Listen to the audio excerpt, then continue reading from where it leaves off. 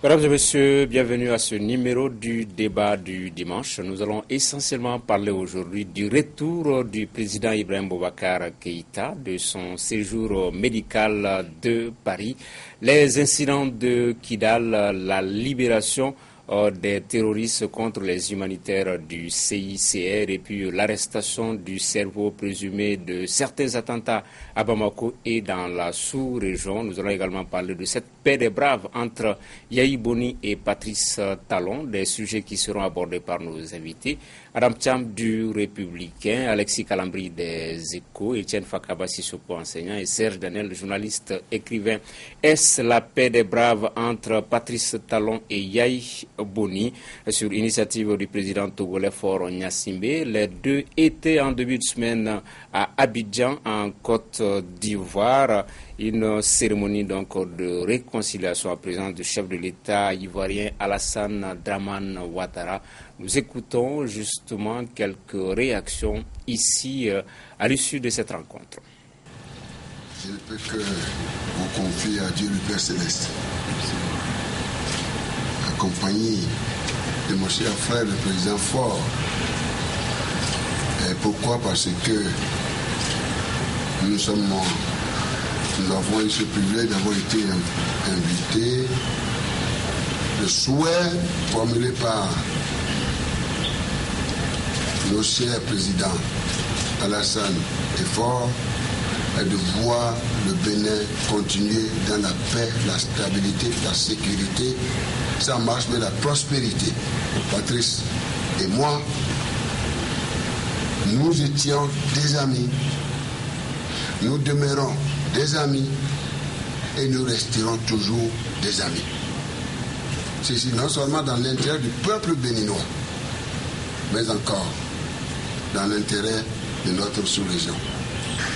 Non, je voudrais tout simplement remercier le président Ouattara, le président Gnassingbé, pour leur leadership. Les remercier pour le soutien dont nous avons bénéficié. Pour ma part, je serai fidèle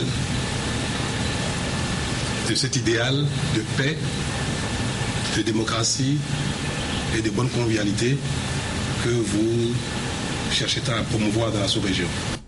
Voilà le rapprochement entre Patrice Talon et Yahi Boni. Alexis Calambri, ça aurait été franc si on avait assisté à cette cérémonie des mois, des semaines avant la présidentielle. Non, peut-être que ça peut ne pas être franc, mais c'est réaliste pour deux raisons. En fait, pour l'un et pour l'autre, c'est vraiment réaliste parce que premièrement, Yahi Boni, vous avez vu, n'entend pas prendre une retraite, chercher une carrière internationale qu'il ne peut pas avoir sans être adoubé par le président en place. Et celui-ci ne doit pas oublier également qu'il était président 10 ans, donc il peut posséder une capacité de nuisance, donc ils ont intérêt à cohabiter pacifiquement tout au moins. Mais ce qu'il faut également souligner déjà, c'est ce leadership que prennent dans la région le président Faure et le président Ouattara qui, vous l'avez vu sur tous les terrains, en tout cas pour ce qui concerne l'espace et moi, ont vraiment prennent l'initiative à chaque fois que de besoin pour anticiper, pour une vision globale. Etienne? Non, il est clair qu'au-delà des arguments de Alexis, que c'est un symbole fort. Symbole fort parce qu'aujourd'hui, ça montre que la continuité de l'État est en marche, ça montre que l'alternance démocratique est en marche, mais ça montre surtout que le peuple béninois et leurs responsables politiques ont atteint une certaine maturité aujourd'hui qui doit inspirer beaucoup de pays africains. Mais l'erreur à ne pas commettre, c'est qu'après ces poignées de main chaleureux, que ce soit qu'ils se mettent dans la continuité de Yahi Boni. Il a été élu pour le changement. Le peuple béninois l'attend sur d'énormes sentiers. Il a des défis énormes à relever. Et donc aujourd'hui, c'est ce changement-là qu'il doit incarner et non se mettre dans une dynamique de continuité. Et à l'échelle internationale aussi, c'est de se démarquer de ceux dont il est en train justement de saluer le leadership, parce qu'on le sait, à l'échelle internationale, ces gens sont ce qu'ils sont. Et si le temps nous le permet, on reviendra dessus. Ok, Adam Thiam, sur cette question, sur ce rapprochement. Et donc le ouf de soulagement, c'est pour Yahi Boni, c'est lui qui avait juré que Patrice Talon ne serait président qu'en marchant sur son cadavre. Maintenant, est-ce que ce qui s'est passé à Abidjan est sincère? On ne sait pas jusqu'où la déchirure est profonde entre les deux hommes. Est-ce que ça va durer? On ne sait pas. Mais est-ce que c'est une bonne chose? Ça l'est absolument. Et l'autre chose qu'il faut dire, c'est effectivement, comme Alexis l'a dit, le leadership du président Ouattara qui s'affirme de plus en plus, et celui aussi, à une moindre mesure, du président Faure. On espère simplement que le prochain round de négociation, ça va être, enfin, de réconciliation, ça va être entre Zida et Soro. Okay, oui. Moi, je pense que les deux avaient intérêt à ce que ça se passe comme ça, parce que, si vous vous souvenez, dès qu'il était élu, il n'avait pas prêté serment. Le président Talon est parti au Togo, et après il est allé rencontrer le président ivoirien en France, pas à Abidjan, parce que le président ivoirien était en France. Donc disons, c'est pas un ouf de soulagement seulement, à mon avis, pour Yahi Boni. Talon était aussi quelque part demandeur. En tout cas, il avait intérêt à ce que ça se passe comme ça. Les deux ont intérêt à ce que ça se passe comme ça. Parce qu'on parle du changement au Bénin, on parle du nouveau départ, mais en réalité, vous voyez, le problème, ce sont des problèmes économiques. Très rapidement, Talon va avoir des problèmes. Déjà, il était au pouvoir, ça fait une dizaine de jours, mais les délestages continuent toujours. C'est-à-dire que vous avez certains électeurs qui pensent que dès qu'on élit un président, il y a une baguette magique pour changer les choses. Donc, c'est pas cela. C'est une bonne chose. Vous avez parlé tout à l'heure du leadership du président Ouattara, c'est également une bonne chose. Il y a, si je puis me permettre, un noyau du Conseil de l'Entente qui revient d'une manière ou d'une autre. Ok. Par extrapolation, Étienne, on peut parler du rapport en Afrique ou dans la sous-région entre les présidents sortants et les présidents entrants. Le Bénin, c'est un exemple de démocratie. Traditionnellement, c'est des rapports conviviaux étroits qui sont là, mais le cas Boni, Talon a un peu terni un peu cette image-là. Est-ce qu'il faut l'entrevoir aussi comme ça, comme la problématique des relations entre les présidents sortants et entrants?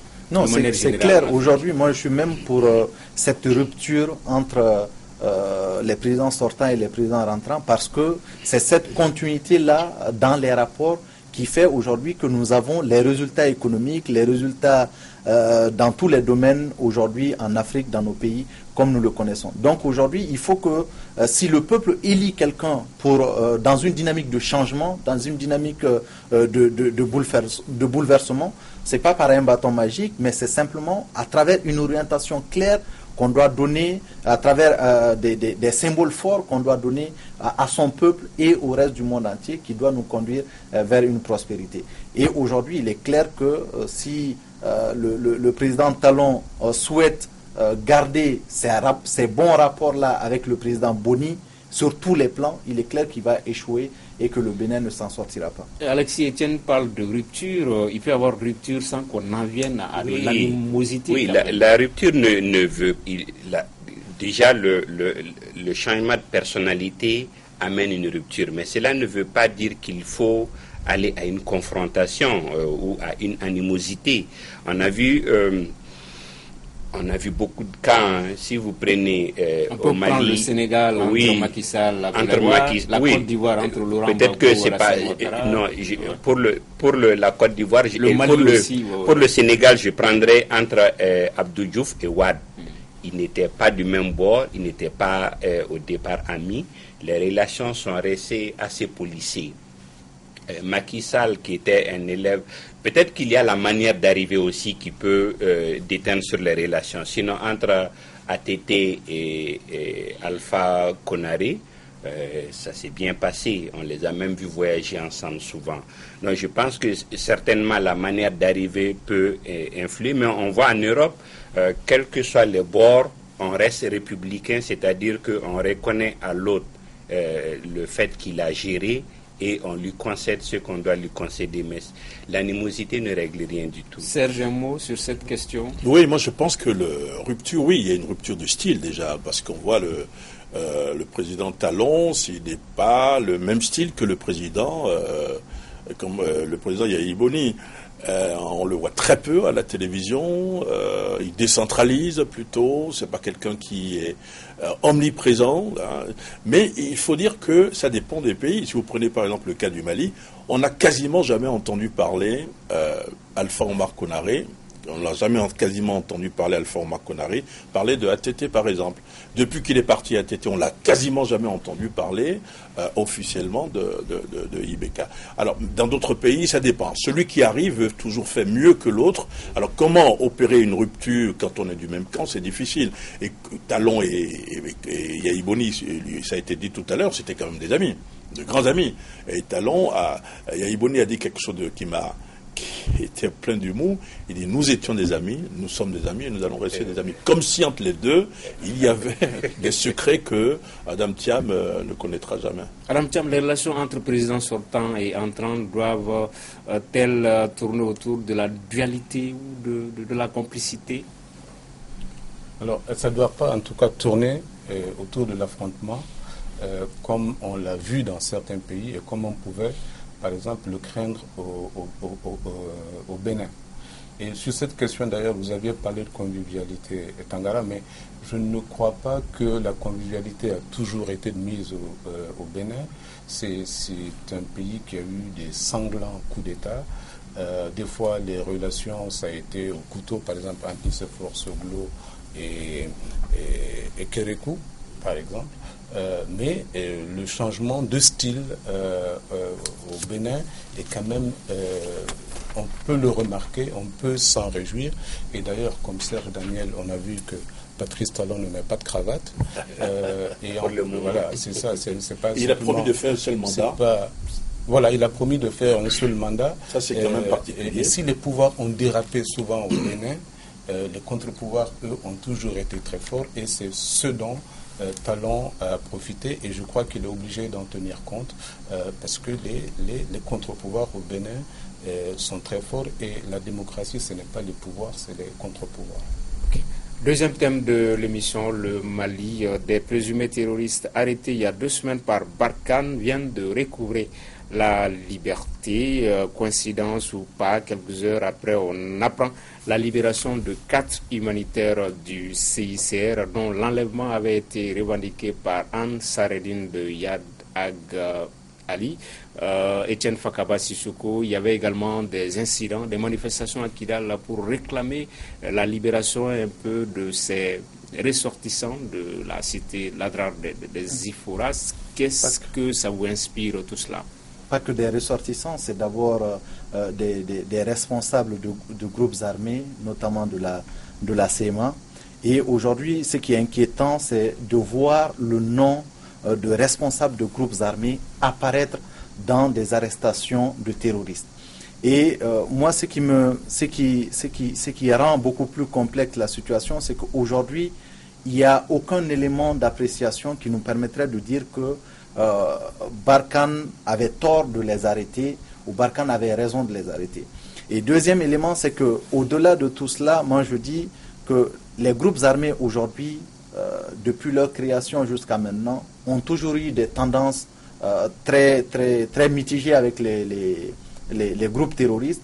Et aujourd'hui, le fait que le MIA se transforme en HEA, que Ansardine soit également lié à Yad Agali, que HEA soit lié à Yad Agali, fait qu'aujourd'hui, les groupes armés apparaissent comme des groupes terroristes et doivent être traités comme tels. Sinon, le processus de paix tel que enclenché aujourd'hui n'ira nulle part. Serge Daniel, on pense qu'il y a 2 choses. D'abord, pour la libération des collaborateurs de la Croix-Rouge, la coïncidence est quand même flagrante. Moi, je me souviens quand quelqu'un dans Sardine a revendiqué le rapt, parce que personne n'avait parlé de rapt au départ, même la Croix-Rouge, le CICR ne voulait pas parler de rapt. Mais tout de suite, les gens ont parlé de rapt, et ça s'est dénoué en 48 heures. Disons, c'est quand même une coïncidence troublante. On peut penser qu'effectivement, il y a eu échange de prisonniers. Et que, puisque ils étaient d'abord 4 étant levés, ils ont libéré un collaborateur qui est venu avec un message en disant ils ont demandé la libération de ce responsable en Sardine. Et comme si Ansardine maîtrisait sa communication, tout de suite Ansardine a dit oui, nous demandons officiellement, c'est nous qui les avons enlevés. Alors, donc sur ce point-là, je pense qu'il y a une coïncidence assez troublante. Maintenant, par rapport aux manifestations, le problème des forces étrangères dans le nord du Mali, ou surtout dans cette région du Mali, c'est qu'elles se trompent parfois. Lorsque vous travaillez avec des gens, lorsque des gens vous servent de guide, et que ces mêmes gens, à un moment, se retournent contre vous, donc deviennent des ennemis et que vous les arrêtez, ça veut dire que vous avez fait de mauvais choix. Et il faut en tirer les conséquences. C'est pas que ça. C'est aussi ça, pour moi. Aram Thiam, sur cette question-là. D'abord, sur les otages, effectivement, Serge a dit, la coïncidence est troublante. Enfin, on n'a pas de preuve qu'ils ont été libérés contre les humanitaires, mais ce qu'on peut déplorer à ce niveau-là, c'est que des populations d'une région qui souffrent comme Kidal puissent accepter l'enlèvement d'humanitaires qui sont là que pour aider la population. Sur les manifestations de Kidal, je ne sais pas si le gouvernement a fait un communiqué pour demander effectivement des enquêtes sur les circonstances. C'est la MINUSMA qui a fait. Ah oui, non, mais le gouvernement avait fait un communiqué pour demander à Gao, sur Gao, effectivement, des enquêtes. Parce que deux personnes de Gao ont été tuées. Kidal, jusqu'à preuve du contraire, fait partie du Mali. Garder le silence sur ce qui s'est passé à Kidal, c'est peut-être donner l'impression que c'est la CMA qui gère Kidal. Or, la CMA, Kidal n'appartient pas à la CMA. Kidal appartient au territoire malien. C'est au niveau de la légalité internationale et même au niveau de l'accord de paix. Et je pense effectivement qu'on aurait dû demander une enquête sur les circonstances de la mort des deux personnes qui ont été tuées. Ça, c'est une question. L'autre question, c'est je remarque simplement que les Français qui avaient été extrêmement bienveillants vis-à-vis du MNLA et de la CMA ont aujourd'hui des problèmes avec eux, au point que les manifestations de Kidal me semblent pas simplement relever d'une stratégie des gens de la CMA et du MNLA qui, en poussant les femmes et les enfants de la rue, cherchaient simplement à faire déguerpir la communauté internationale de Gao pour peut-être mieux s'adonner à des activités innommables. Oui, on a toujours déploré cette sorte de collision entre les revendications irrédentistes et d'autres intérêts à connotation mafieuse, peut-être sans toujours avoir été capable de nommer des faits. Mais ce qui est évident dans ce cas-là, les enquêtes avaient permis d'arrêter le guide, n'est-ce pas? Et tout de suite, on a la première revendication dans le cadre des 4 qui ont été enlevés du CICR. La première revendication de Ansardine, c'était de relâcher le guide. Donc déjà, ça veut dire qu'il y a une sorte de collusion entre les guides et l'argument effectivement des Français, c'était que ces gens connaissent le terrain. Bon, maintenant, ça montre qu'il y a une sorte de collusion, il y a entre des groupes et des intérêts et ces mouvements qui ont pignon sur les rues. Et effectivement,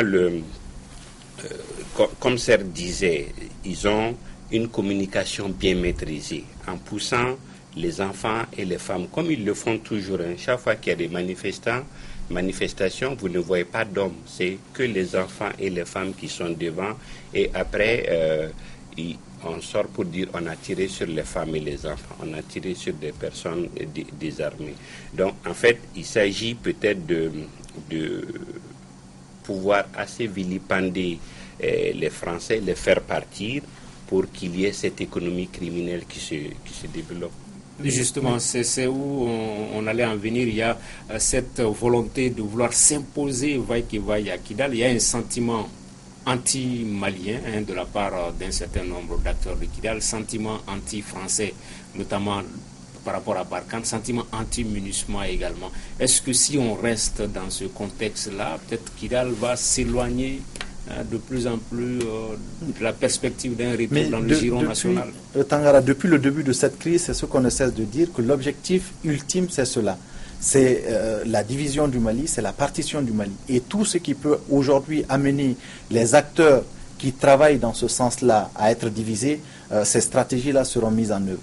Mais là où moi je voudrais en venir, c'est que il y a des faits troublants dans cette affaire-là. D'abord, je ne sais pas, Adam est beaucoup moins sur Internet, sur Facebook en tout cas. Il y a les vidéos de cette manifestation-là qui circulent.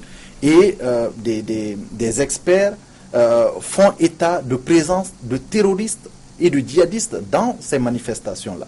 Et aujourd'hui, c'est ça qui est inquiétant. C'est que une manifestation qui est dirigée par la CMA, qui est en tout cas encouragée par la CMA, à en croire les tweets et les posts des responsables de la CMA, on voit qu'ils soutiennent ces actions-là. On voit qu'ils sont même en train d'encourager ces actions-là. Et donc, que derrière, qu'on soit étonné de voir que la France, la MINUSMA ou Barkhane ou les autres partenaires aient soutenu tout ce temps ces groupes armés-là. Ensuite, aujourd'hui, voir que ces groupes se retournent contre eux, pour moi, ce n'est pas étonnant. Serge, c'est flagrant, on voit la main d'ennemis de la paix.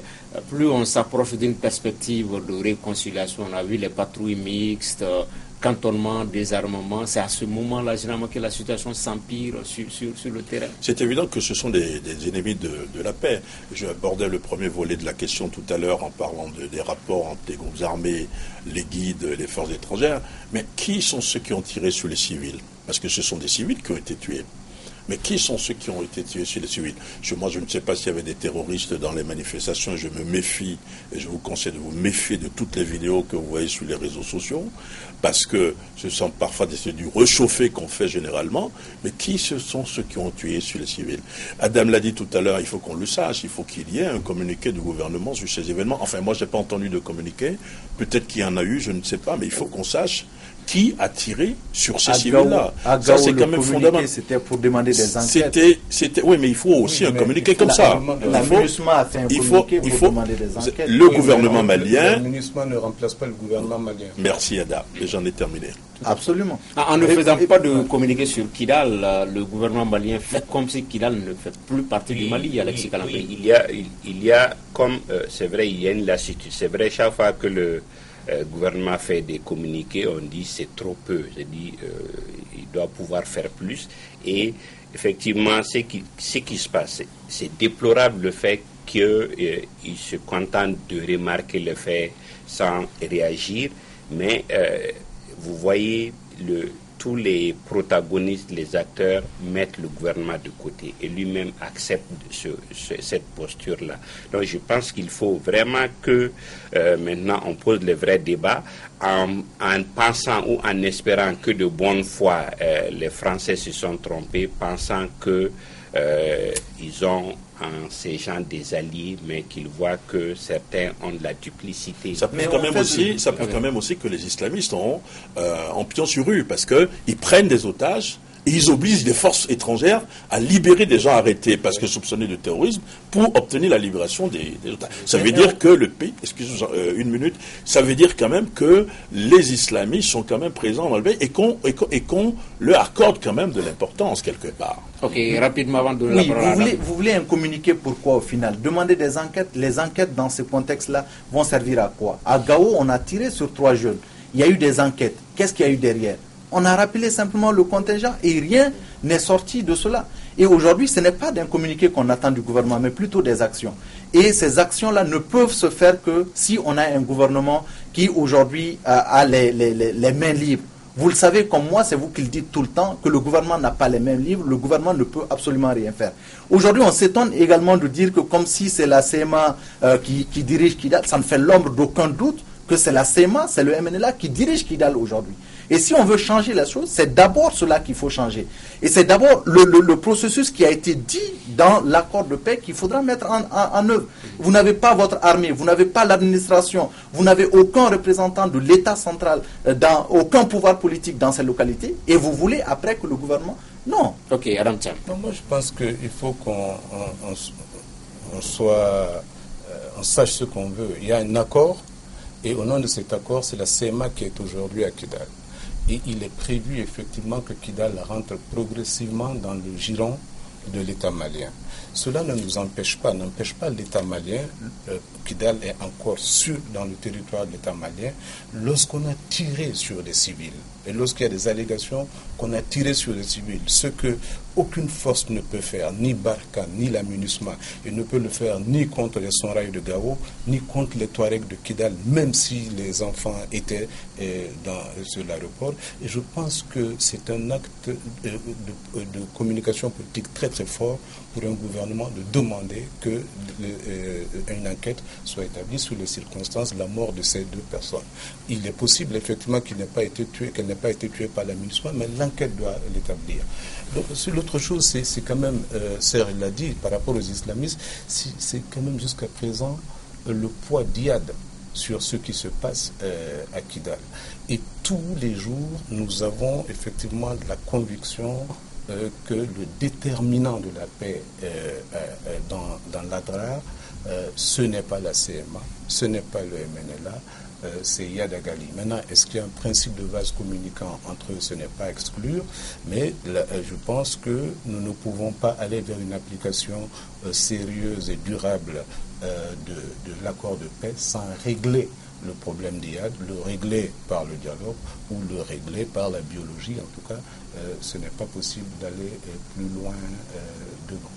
Alexis Calambri, on est dans la feuille de route, dans le chronogramme de mise en œuvre de l'accord pour la paix et la réconciliation. Est-ce qu'il y a de fortes chances que ces incidents-là, ces événements impactent négativement sur la suite de cette mise en œuvre-là, de l'accord?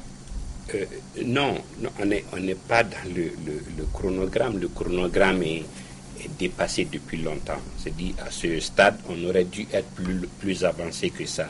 Maintenant, je pense plutôt que ça peut impacter positivement. Je pense qu'avec ces événements, beaucoup vont revenir de leurs illusions et, comme Madame disait tout de suite, la question Iyad va se poser sérieusement. Est-ce qu'on peut franchement, sincèrement et durablement régler la problématique de Kidal en excluant Iyad? Est-ce qu'on peut vraiment aller à la paix en ne sachant pas où sont ces gens et qu'est-ce qu'ils veulent? J'en doute. Donc je pense que c'est vrai, ça va peut-être obliger tout le monde à rabattre les cartes et à voir le mécanisme, mais ça ne peut qu'impacter positivement. Je voulais ajouter deux choses. Je constate quand même qu'au sein de la rébellion, il y a des divergences. Si vous prenez les événements de Kidal dont on parlait tout à l'heure, il y a eu un communiqué signé par un porte-parole de la rébellion qui accusait les manifestants de n'avoir pas respecté les consignes de marche, les consignes qui ont été données. Alors que l'autre porte-parole, le porte-parole attitré, Al-Mohamed, beaucoup plus articulé, lui, a directement accusé. Il a estimé que c'était les forces internationales qui avaient tiré sur les manifestants. Donc il y a une différente approche. Est-ce que Iyad est au milieu des deux tendances ou est-ce que c'est Iyad qui manipule les deux tendances? Je ne sais pas. J'étais parmi ceux qui pensaient qu'on ne pouvait plus discuter avec lui parce qu'il n'était plus dans la négociation. Mais quand vous prenez le recul, c'est-à-dire vous avez quand même un premier cercle, c'est-à-dire il y a un deuxième cercle, il y a un troisième cercle, on se rend compte que les forces étrangères, de manière indirecte, viennent de discuter avec en Sardine en acceptant de libérer des hommes armés qu'ils ont pris contre la libération des responsables du CICR. Donc ce sont des négociations déguisées, on assiste là à des négociations déguisées. Est-ce qu'il faut les officialiser? Mais non, ça c'est une autre mais question. Vous l'avez dit, 30 secondes avant de conclure. Mais vous l'avez dit vous-même, la communauté internationale, MINUSMA, Barkhane, n'est pas l'État du Mali. Eux, ils peuvent se permettre de faire cela parce que de toute façon, depuis le début de la crise, on les a accusés de duplicité. Et c'est ce résultat-là aujourd'hui que nous sommes en train de récolter. Mais je continue à croire que discuter avec Iyad Agali serait une énorme erreur aujourd'hui pour le processus de paix et pour le Mali de façon générale. De toute façon, juste une seconde. Moi, je me demande si Étienne a encore compris qu'en 2012, le 9 janvier 2012, on avait perdu le pays. C'est vous qui le dites. Oui, mais oui, non, mais parce que il faut demander aux gens de la région de Mopti, il faut demander aux gens de Konna, il faut demander à ceux qui vivaient le calvaire de l'occupation au nord du Mali. On ne peut pas parler à leur place. Et donc, il y a eu un acte libérateur au Mali. Je pense qu'effectivement, il y a des problèmes à résoudre et que aujourd'hui, par exemple, la contradiction principale, ce n'est même plus entre la France et l'État du Mali, c'est entre la France et les mouvements qu'elle a quand même, il faut le reconnaître, protégé jusque-là. Mais attendons de voir.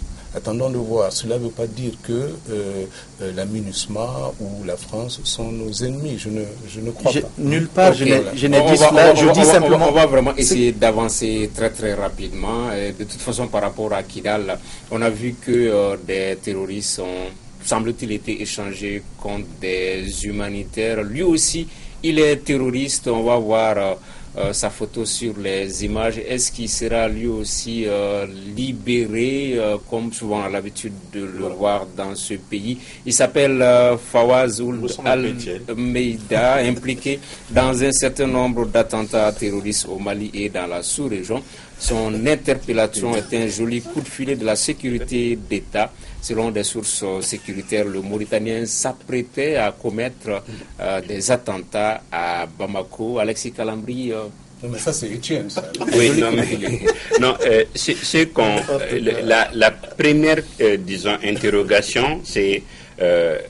vous savez, il a été dit qu'il y a une sorte de pacte entre les terroristes et la Mauritanie qui a démenti. Mais de plus en plus, quand on voit le rôle de la Mauritanie dans les arrestations, on se demande est-ce que c'est pas la fin de ce pacte-là. Et on voit encore une fois l'impact des formations en renseignement de nos forces qui de plus en plus font des résultats, certes avec l'aide des pays voisins, mais quand même des résultats. Et ça rassure. Premièrement, ça montre que le mouvement n'est pas éteint, mais ça montre aussi que la sécurité au Mali ne dort pas. Oui, on peut être fier d'elle, les forces spéciales de la sécurité d'État. Contrairement à ce qu'on ne cesse de me dire ici, que nous n'avons pas d'armée, nous n'avons pas de service de renseignement. Non, pas toujours. Adam Thiam l'a dit à plusieurs reprises. Jamais dit. Vous êtes de mauvaise foi. Absolument. Une fois, vous êtes de mauvaise foi. Absolument. Et donc, au-delà de la félicitation, au-delà de ce résultat-là, qui viennent conforter beaucoup d'autres résultats que nous avons vus. C'est cette inquiétude-là aujourd'hui que les Maliens ont de voir des terroristes libérés, comme ça a été le cas récemment à Kidal, comme ça a été le cas avec Ouadoussen, comme ça a été le cas également avec les deux vagues de libération qui ont eu lieu avant la signature de l'accord et après la signature de l'accord, c'est de voir ce dernier également être libéré. C'est ça l'inquiétude, parce que ça ne sert à rien d'avoir de bons résultats et que derrière des libérations interviennent en échange de tel ou tel autre service.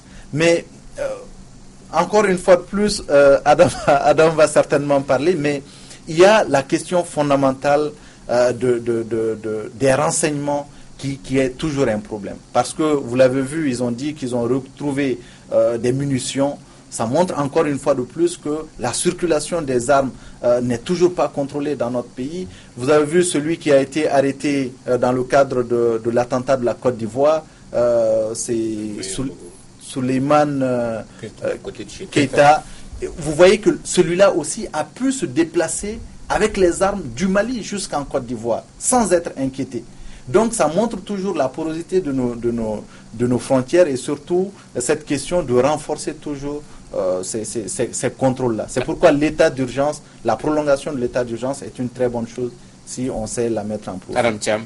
Non, je ne veux pas polémiquer avec Etienne, c'est-à-dire je pense effectivement que il est important qu'on dise ici que je n'ai pas dit que nous n'avons pas d'armée, que nous n'avons pas de force de sécurité. Ceci dit, je suis très critique de la stratégie et de la performance de nos forces en 2012. Nous sommes dans cette situation parce qu'en 2012, nous avons été militairement battus. Nous sommes dans cette situation parce que nous sommes devenus le ventre mou de la lutte antiterroriste dans la sous-région. Non seulement nous créons des problèmes, mais nous créons des problèmes aux autres. Ne sortez pas la grande décoration pour des gens qui ne font que leur travail. L'objectif d'une armée, c'est de défendre un pays. L'objectif des services de sécurité, c'est de déjouer les menaces contre l'État. Maintenant, pour en revenir à celui-là, j'avais entendu dire que c'était un présumé cerveau. J'ai regardé le top 52 des principaux des djihadistes qui étaient là en 2012, à Tombouctou, Gao, Kidal et Douanza, ils ne figurent pas. Et on ne peut pas être chef djihadiste comme ça, cerveau des opérations nuitamment. Il est fort possible que nous ayons affaire à un sous-traitant. Mais alors si c'est le sous-traitant, ça veut dire que les commanditaires courent encore. Et l'autre chose que je voulais dire, c'est toujours par rapport à la communication de ce genre de truc. Il y a 8 mois, on nous disait que le chef, le cerveau de la terrasse avait été arrêté à Baroueli. Okay, le monsieur est resté aux arrêts pendant une semaine, après on l'a libéré. Et je note toujours que la communication de ce genre d'opération, qui peut souvent être au détriment de l'efficacité, parce que ce n'est pas entouré forcément de la discrétion qu'il faut, n'est toujours pas assuré au niveau officiel le plus pertinent. C'est vrai, on remarque, Serge, que par exemple, qu'il s'agit en Occident, les médias sont un relais pour que l'opinion apprenne, mais c'est toujours suivi après d'un point du procureur ou bien d'une annonce de l'avocat de la personne, comme c'est le cas par exemple des attentats de Belgique. De mon point de vue, c'est un poids lourd, c'est un gros calibre qui vient d'être pris plus tôt. Parce qu'il y a eu 2 étapes après 2012, c'est-à-dire après l'intervention française. Il faut savoir que les djihadistes se sont reconstitués. On n'a jamais entendu de Souleymane Keïta. Souleymane Keïta, c'est le chef de en Sardine au Sud. C'est pas celui qui est allé à Abidjan dont vous parliez tout à l'heure. Mais donc, c'est un gros calibre qu'on vient de prendre. Et ce qui me paraît important à dire, c'est que les forces spéciales des cellules de renseignement ont fait un double bon travail. Parce que l'objectif était, ils ont arrêté des gens qui ont parlé, mais il fallait suivre les autres. L'autre observation que je voulais me permettre de faire, c'est que si vous prenez la forme pyramidale de ces organisations terroristes, on a vu que lors des attentats du Radisson, on a parlé de 3 Maliens. Attentat du Nord-Sud, on a parlé également, on a supposé que c'était un autre Malien. À Sévaré, on a supposé que c'était des Maliens, mais dans la forme pyramidale. Ce qu'on constate, c'est qu'à la tête, il y a toujours des étrangers. Donc ce n'est pas, ce ne sont pas, comment dirais-je, le Front de libération du Massina ou en Sardine Sud, pour moi, ne sont pas des groupes djihadistes comme ceux du Nord, mais que ce sont plutôt des katibats, c'est-à-dire des unités combattantes des groupes armés du Nord. C'est ça qui est dangereux. Donc je pense que plutôt c'est un gros coup qu'on vient de faire. Oui, juste 2 choses. Par exemple, Souleymane Keïta était 16e dans la liste des Américains en Sardine, donc il était connu. Celui-là ne figure pas dans les top 52 de la base de données des Occidentaux. Grenadier voltigeur. Voilà, il est possible effectivement. C'est-à-dire qu'il donne un appui ici, un appui là, un appui là. Donc forcément, il est plus dangereux que celui qui structurellement dirige le Sud. Il est possible qu'il ait été oublié, mais il est très très bon qu'il ait été arrêté et surtout que son arrestation suit plusieurs autres dans le même mois. Donc probablement c'est une montée en puissance de nos services, seul ou en conjonction avec d'autres. Mais l'autre chose qu'on peut déplorer, c'est aussi la stigmatisation. Quand Souleymane Keïta a été arrêté, aucun média n'a titré le Malien Souleymane Keïta a été arrêté. Mais ici, c'est le Mauritanien ou la Maïda. Il est de nationalité mauritanienne. Oui, mais pourquoi on ne le dirait pas? Non, mais quand les Maliens sont arrêtés, leur nationalité n'est pas précisée. Ah si, quand même. Tu le lis. Non, tu le lis dans le corps du texte. Ce n'est pas le titre. Par exemple, ici, tu regardes un peu sur une trentaine, c'est le Mauritanien, arrestation du Mauritanien. Peut-être c'est selon l'inspiration du journaliste. Oui, et Etienne, ensuite Alexis. Je crois qu'il faut mettre cela en exergue. De toute façon, on a titré aussi qu'il était de teint noir. Certains journaux l'ont même titré qu'il n'était pas à l'image des autres terroristes. Personne n'a dit qu'il te ressemblait, c'est faux, c'est pas vrai. Il ne me ressemble pas de toute façon. Donc, quand même.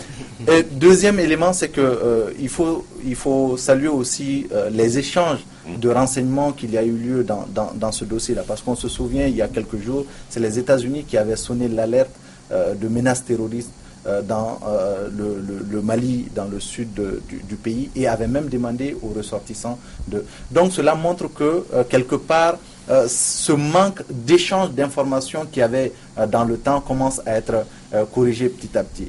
Et là où spécifier que c'est un Mauritanien peut être important, je vais en terminer, c'est pour dire que longtemps on a reproché à la Mauritanie de ne pas être ouvert au service de renseignement des autres pays de la sous-région, dans le cadre d'une lutte globale.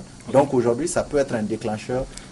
D'accord. Alexis Calabri, c'est vraiment une prouesse d'un point de vue technique et un professionnel de nos forces spéciales, mais on a vu dans un pays où le gouvernement n'a pas le leadership, où le gouvernement est plutôt dans la réaction que dans l'action, est-ce que le Mali pourrait résoudre la gestion politique de cette arrestation?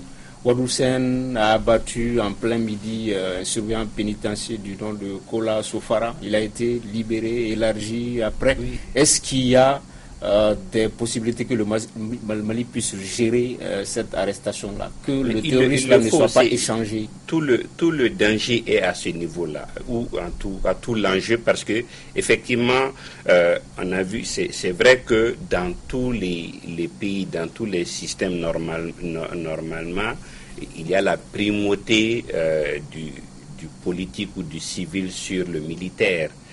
Mais il est évident que chaque fois que les gens travaillent, que pour d'autres raisons on libère, il y a lieu de se poser des questions. Mais c'est vrai, ça montre un peu la faiblesse de l'État, mais le fait surtout que ça ne soit pas accompagné d'une communication. Je pense que tout l'enjeu est au niveau de la communication. Premièrement, qu'on maîtrise, que le gouvernement maîtrise ce qui est à dire lors des arrestations et surtout quand est-ce qu'il faut le dire. Et deuxièmement, quand on est obligé d'échanger, qu'on trouve les arguments pour le faire. Si le président n'est pas là, le pays est à l'arrêt. Justement, le président qui est de retour, le président se porte bien et même très bien. Il se porte comme un charme. Il s'est adressé aux Maliens depuis son séjour médical parisien et on l'a appris. Il est rentré à Bamako cet après-midi. Etienne Fakaba Sissoko, tout est bien qui finit bien. Peut-être d'ici à la fin de l'émission, on pourra écouter un extrait de sa déclaration. Mais déjà, tout est bien qui finit bien par rapport à cette question de santé du président de la République. Je ne sais pas si tout est bien fini. Je ne sais pas encore si c'est fini. Par rapport à cet épisode. En tout cas, ce qui est important, c'est de se dire qu'on se réjouit déjà que le président de la République retrouve ses fonctions et qu'il soit rentré à Bamako. Mais au-delà de ça, il faut tirer les enseignements justement de tout ce qui s'est passé autour de la communication, justement de la gestion en termes de communication de ce dossier et voir que nous avons vraiment frôlé la catastrophe en termes de communication sur toute la ligne. Sur toute la ligne. Oui, Aramcham, sur le retour du président de la République. Non, mais c'est très bien qu'il soit retourné et puis on prie pour qu'il recouvre vite et qu'il reste le plus longtemps possible à notre tête parce qu'il est le garant de la stabilité du Mali. Et son discours, en fait son annonce, je l'ai trouvé très très humble. Je me souviens d'une phrase, oui, son annonce de Paris, quand il dit « Votre belle unanimité est une interpellation pour moi », ça me donne l'impression effectivement qu'il y a un avant Paris et un après Paris et que ça doit se traduire dans la gouvernance. Je crois que le président le sait, mais c'est important de dire effectivement que les majorités mécaniques ne sont pas toujours forcément les alliés de la meilleure gouvernance et il n'a pas hérité d'un pays normal. Il a hérité d'un pays qui était en crise et c'est étonnant effectivement que leur style a été dès au départ de choisir la politique de confrontation. La politique de confrontation, donc, d'une majorité d'un côté et une opposition de l'autre, ça ne se fait que dans les pays forts. Oui, ça. Alors, il est arrivé, quand il est arrivé ici à Bamako, il a parlé. Il a dit 3 choses. Je me porte à merveille. Deuxième chose, il a dit, le président de la République a dit à l'aéroport, on m'a enlevé un organe qui n'avait rien à voir dans mon corps. Troisième chose qu'il a dit, l'opération a duré 1h15. Et puis, quatrième chose, il a repris en fait ce qu'il avait dit à Paris. Je remercie tout le monde, j'ai été sensible. Alors, d'abord, il n'a jamais perdu ses fonctions. Il ne retrouve pas ses fonctions parce qu'il revient au Mali. Et attention, non, nous sommes sur un plateau sérieux. Parce qu'il a assisté aux Invalides à la cérémonie. Lorsque je prends la parole. Ça vous arrive d'être sérieux. Ça vous arrive d'être sérieux. Donc, c'est pas parce qu'il revient au Mali qu'il reprend ses fonctions. Il a assisté aux Invalides à la cérémonie en hommage des soldats français au nom de la République. Donc, soyons clairs là-dessus. Maintenant, sur la communication, vous trouvez que la communication était mauvaise. Moi, je trouve qu'elle était excellente. Mettant l'autre chose, et je ne voulais pas en venir là, effectivement, on peut penser, quand on écoute le discours de Paris, qu'il y a un avant-Paris et qu'il y aura probablement un après-Paris. Les opposants ne sont pas les ennemis du président de la République. Je pense que nous sommes dans une phase actuelle où on peut aller chercher de la valeur là-bas. Et non, comme j'ai entendu récemment dire votre bel-oncle, M. Tereta, fustiger l'opposition. Non, nous sommes, à mon avis, dans une période sensible pour ce pays. Oui, c'est son bel-oncle, je vous informe. Nous sommes dans une période assez sensible et il est utile de travailler avec tout le monde. Pendant la maladie du président de la République, la classe politique, surtout dans le marigot politique, l'opposition a montré qu'elle était une opposition responsable. Quand vous discutez avec ces opposants, et j'en suis persuadé, ce sont des Maliens qui veulent travailler au bonheur de leur pays, mais il ne faut pas les présenter comme des gens qui sont des casseurs, comme des gens qui veulent que le président de la République échoue. Donc, un avant Paris, un après Paris, pourquoi pas? Alexis Calambri. Oui, moi je ne savais pas Étienne, spécialiste en communication, mais... c'était une première et c'était bien qu'on ait communiqué, quelle que soit la manière. C'est déjà une première et c'était bien. L'autre aspect, effectivement, on a senti, et c'est ce qu'on craignait, on a senti qu'il y a quand même encore un substrat culturel au Mali qui empêche les gens d'aller à des excès. Et comme ça a été dit, je pense que il y aura un avant et un après, au moins dans la gestion. Peut-être par rapport à l'avant et l'après Paris, on a le droit d'être sceptique parce qu'il y a eu un précédent. Avant 2013, le président bénéficiait d'un capital sympathie exceptionnel, sans précédent au Mali. Aujourd'hui, il a la chance de remettre le compteur à zéro, mais vu ce qui s'est passé, est-ce qu'on pourrait transformer l'essai? Tangara, vous m'arrachez les mots de la bouche. Et je suis heureux qu'on découvre des talents cachés d'experts en communication. Je posais la question. Oui. Alors, il y a deux choses. La première, c'est que, pour répondre à Serge, c'est que c'est en réaction de RP Média que le gouvernement a fait un communiqué, que la présidence de la République a fait un communiqué.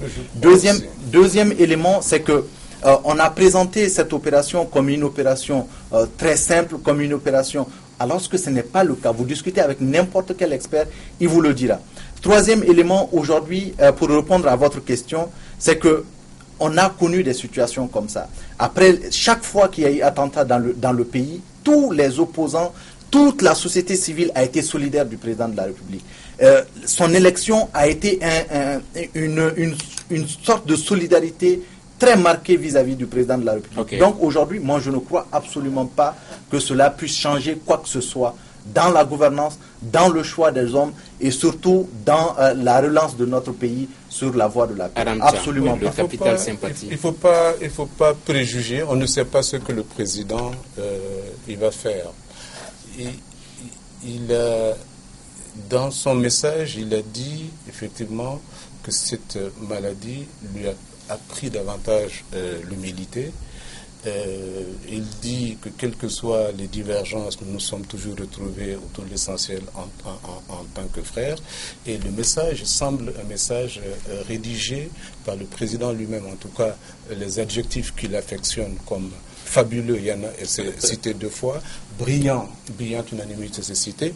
Donc il y a beaucoup de subjonctifs aussi. je ne sais pas. Voilà, c'était fait de sa main, et donc ça c'est pour moi un gage de sincérité. Ce n'est pas quelque chose qu'il a lu comme ça doit venir du fond du cœur. L'autre chose que Étienne a dit, c'est que quand le président n'est pas là, le gouvernement, le pays à l'arrêt, n'est pas juste, parce que en fait le pays a été relativement géré sans l'article du RP Média et sans la confirmation par le communiqué du président, on ne saurait même pas qu'il est parti. Et puis, si le pays est à l'arrêt, c'est quand même le gouvernement, c'est le président qui choisit ses collaborateurs. Donc ce n'est pas tant la faute du collaborateur. C'est sur ce que prend fin ce numéro du débat du dimanche. Mais avant de le conclure définitivement, une pensée spéciale suite au décès de Lamine Tchekoura Koulibaly, notre confrère de la télévision nationale du Mali. Pensée émue sa famille, à ses collaborateurs. Que son âme repose en paix. Merci d'avoir suivi ce numéro du débat du dimanche. Nos invités étaient Aram Cham du Républicain, Alexis Kalambri des Échos, Etienne Fakaba Sissoko, enseignant, et Serge Daniel, journaliste écrivain.